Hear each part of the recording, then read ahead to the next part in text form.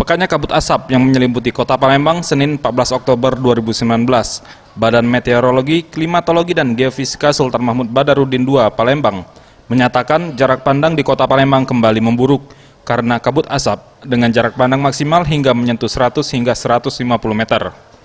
Nasrun HS selaku staf Divisi Perakiraan Cuaca BMKG SMB 2 Palembang mengatakan, berdasarkan pantauan BMKG, terpantau jarak pandang terendah yang dimulai pukul 6 pagi hingga jam 9.30 pagi.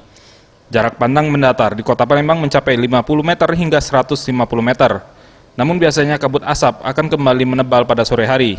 Hal ini terjadi karena pada sore hari dan pagi hari kelembaban udara bertambah.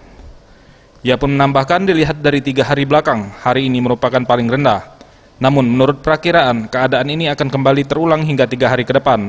Dan pihaknya pun menyebutkan hingga tanggal 16 Oktober di Sumatera Selatan masih berpotensi mudah terjadi kebakaran hutan dan lahan. Iya, terpantau jarak pandang terendah di tanggal 14 hari ini dari jam 6 pagi hingga jam 9.30 tadi. Jarak pandang mendatar berkisar antara 50 meter hingga 150 meter. Jadi untuk seberapa lamanya BMKG sudah merilis di BMKG bahwa Sumsel itu sampai tanggal 16 itu masih berpotensi mudah terjadi kebakaran hutan dan lahan. Tim Liputan Sriwijaya TV.